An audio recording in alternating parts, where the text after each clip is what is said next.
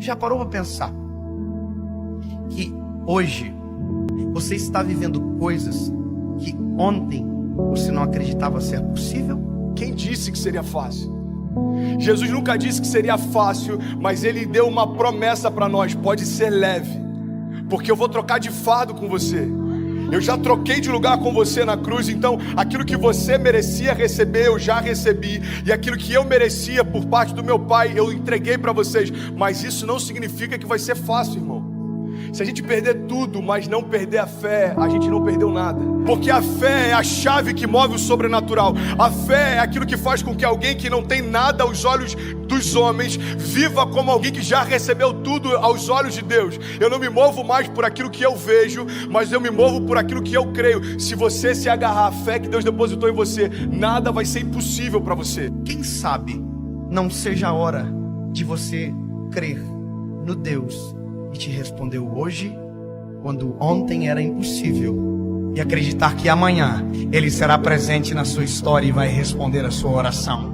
Uma palavra libera um destino. Uma palavra ressuscita mortos.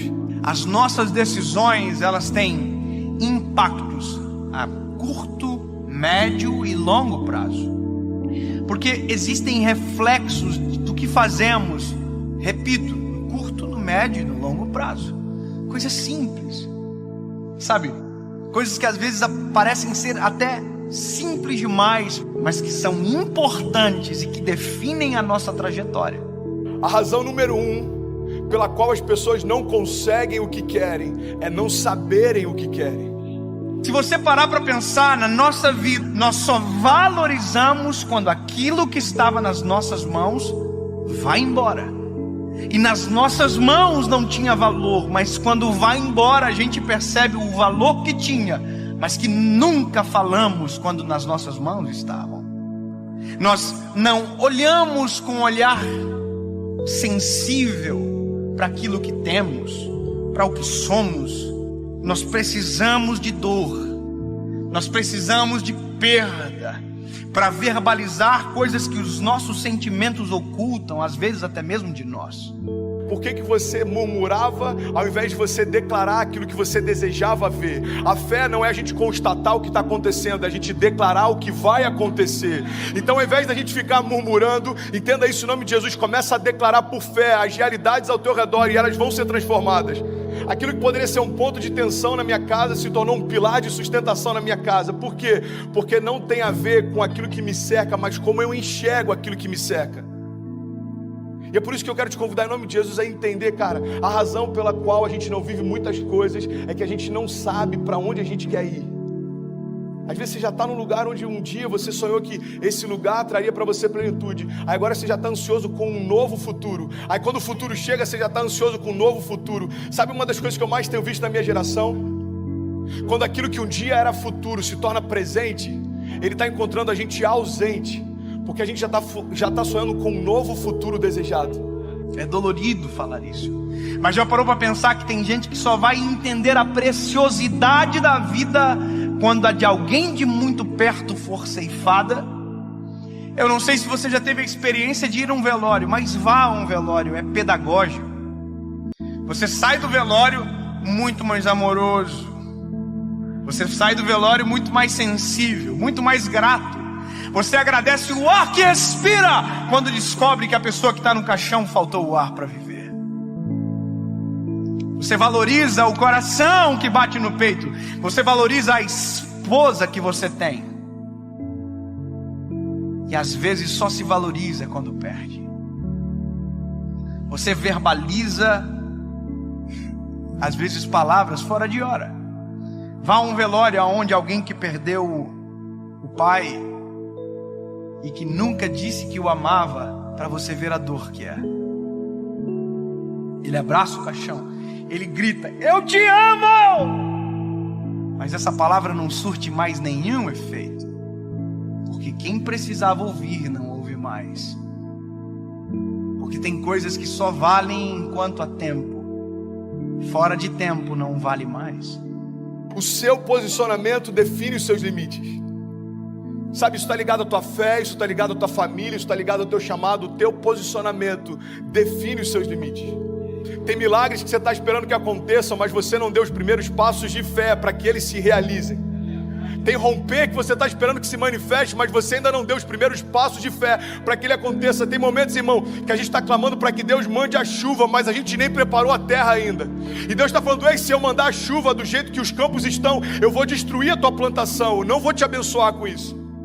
É Deus falando: ei, se prepara para receber aquilo que eu quero derramar, se prepara para receber aquilo que eu vou derramar sobre você. Você precisa se posicionar na direção do teu milagre. Nós não podemos deixar a nossa vida chegar a um momento aonde as esperanças não existem mais, porque aquilo que era para ter sido um tempo, perdeu-se o tempo. Perder para valorizar. Nós não precisamos disso. Nós não precisamos, deixar ir embora para perceber a importância que tinha quando estava perto. Alguém que não é rei ainda, mas já se porta como tal, está preparado para assumir o trono. Você quer um exemplo claro? Deus unge Davi. Davi era improvável, Davi era desconhecido, Davi até para o seu pai e para os seus irmãos era invisível, mas a partir daquele dia, aos olhos de Deus, Davi já estava no trono.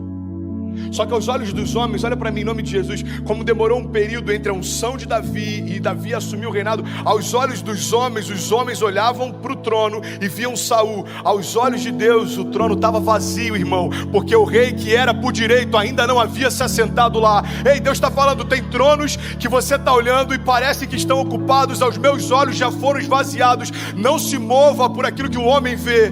Eu não vejo como o homem vê. Talvez você está olhando para uma situação e ela parece intransponível. Jesus já está olhando lá na frente e já foi vencida. E ele está falando: ei, você está preocupado por conta dessa crise? Eu conheço o teu futuro.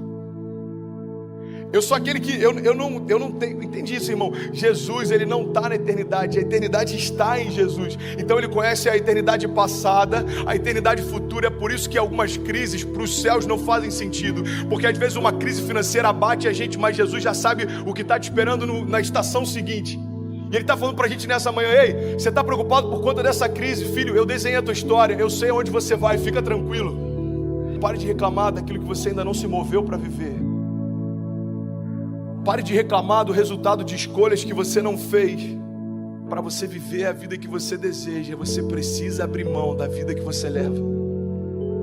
2 Crônicas 7,14 diz: se o meu povo, que se chama pelo meu nome, se humilhar e orar e buscar a minha face e se afastar dos seus maus caminhos, dos céus eu ouvirei, perdoarei os seus pecados e eu sararei a sua terra. Existe uma condicional. Deus está dizendo: olha, se o meu povo, que se chama pelo meu nome, se humilhar e clamar e se arrepender, o que ele está dizendo é o seguinte: se você der os passos de fé, os céus vão reagir àquilo que você está se movendo. Evangelho não tem a ver com conforto. Evangelho tem a ver com propósito. E é por isso que muitas vezes a conta não fecha. Irmão, quem disse que seria fácil?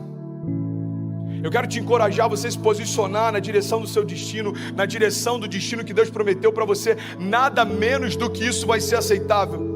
Salmo 126, versículo 5 diz: aqueles que semeiam com lágrimas, com cantos de alegria colherão. Aquele que sai chorando enquanto semeia, voltará com cantos de alegria, trazendo seus feixes. Mas eu não posso fazer por você aquilo que só você pode fazer.